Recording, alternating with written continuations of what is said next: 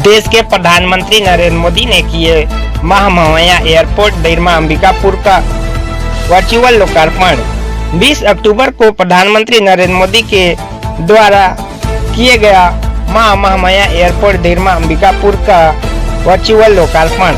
इस दौरान मुख्य अतिथि छत्तीसगढ़ के मुख्यमंत्री श्री विष्णुदेव साय जी, छत्तीसगढ़ के राज्यपाल श्री रमन टेगा के द्वारा दीप प्रज्वलित कर कार्यक्रम का शुभारंभ किया गया। वहीं आपको बता दें 74 वर्ष बाद सरगुजा संभाग के ग्रामीण क्षेत्र के लोगों का सपना साकार होने वाला है। प्रधानमंत्री नरेंद्र मोदी जी के हाथों उड़ान योजना के तहत आरंभ हुआ है महामहिम एयरपोर्ट देरमा अंबिकापुर से उड़ान को लेकर भी अनिश्चय की स्थिति लगभग खत्म हो चुकी है।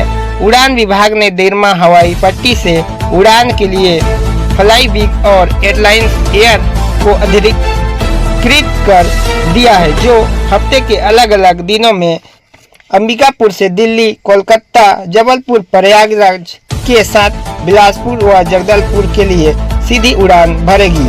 जबकि एयरलाइंस एयर कंपनी 80 सीटर विमान ATR 72 संचालित करेगी। वहीं सोमवार शुक्रवार को अंबिकापुर से दिल्ली, जबलपुर, जगदलपुर, बिलासपुर और गुरुवार को अंबिकापुर से कोलकाता, बिलासपुर, कोलकाता तथा मंगलवार व गुरुवार को अंबिकापुर से दिल्ली, प्रयागराज, बिलासपुर तथा प्रयागराज, दिल्ली चलेगी। वहीं बुधवार को अंबिकापुर से दिल्ली, बिलासपुर, जगदलपुर, जबलपुर, दिल्ली। शनिवार को अंबिकापुर से दिल्ली, बिलासपुर, जबलपुर, बिलासपुर, दिल्ली। रविवार को अंबिकापुर से दिल्ली, जबलपुर, बिलासपुर, दिल्ली के लिए प्रस्तावित किया गया है। वहीं देरमा हवाई पट्टी में उत्साह से जुटा लाखों का भीड़ कार्यक्रम में हुआ। इस दौरान मंत्री, विधायक, जनप्रतिनिधि सहित अधिकारी, कर्मचारी एवं पुलिस प्रशासन तथा ग्रामीण जन भारी संख्या में उपस्थित रहे। यूपी, बिहार, पश्चिम बंगाल, MP और छत्तीसगढ़ में अलग अलग एयरपोर्ट का शुभारंभ हुआ। इसमें बाबतपुरा एयरपोर्ट के अलावा आगरा और सहारनपुर का सरसावा एयरपोर्ट भी शामिल है। कुल मिलाकर देखें तो आज शिक्षा, कौशल विकास, खेल, स्वास्थ्य, पर्यटन, हर सेक्टर के प्रोजेक्ट बनारस को मिले हैं। ये सारे प्रोजेक्ट सुविधा के साथ साथ हमारे नौजवानों के लिए रोजगार के अनेक नए अवसर भी लेकर आए। यहां तो सारनाथ है, भगवान बुद्ध की उपदेश भूमि है। कुछ दिन पहले ही मैं अधिधम्म महोत्सव में सम्मिलित हुआ था। आज मुझे सारनाथ के विकास से जुड़ी करोड़ों रुपए की परियोजनाओं का लोकार्पण करने का भी अवसर मिला है।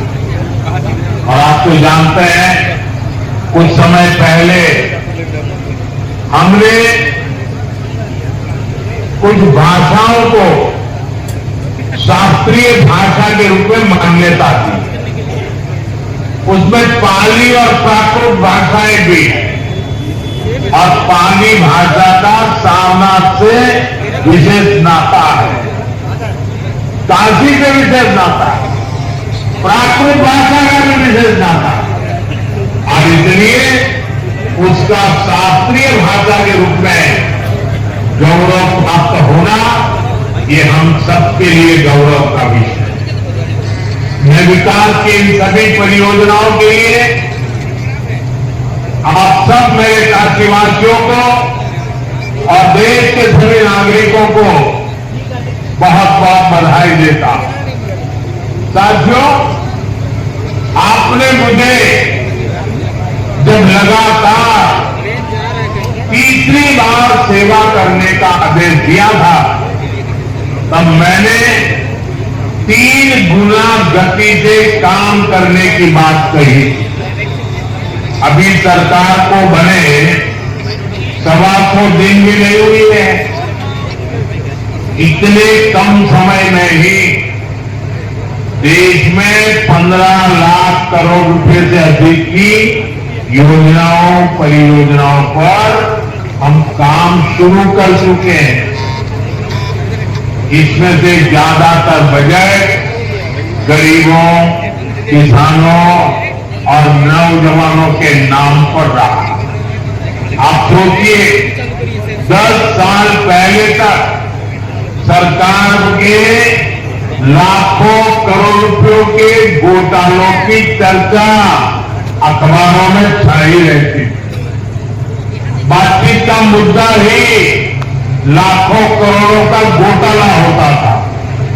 आज सिर्फ 125 दिन में ही 15 लाख करोड़ रुपए का काम शुरू होने की चर्चा घर घर में हो रही है। यही तो वो बदलाव है जो देश चाहता है। जनता का पैसा जनता पर खर्च हो, देश के विकास पर खर्च हो, पूरी ईमानदारी से खर्च हो, ये हमारी बड़ी प्राथमिकता है।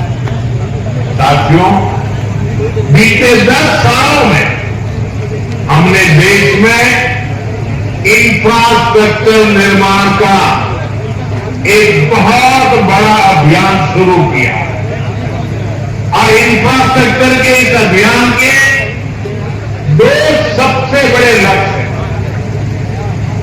पहला लक्ष्य निवेश से नागरिकों की सुविधा बढ़ाने की है। दूसरा लक्ष्य निवेश से नौजवानों को नौकरी देने का।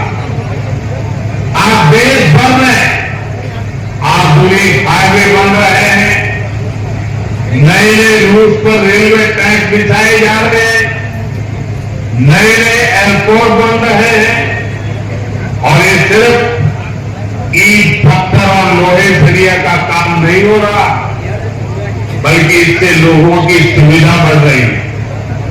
देश के युवाओं को नौकरियां भी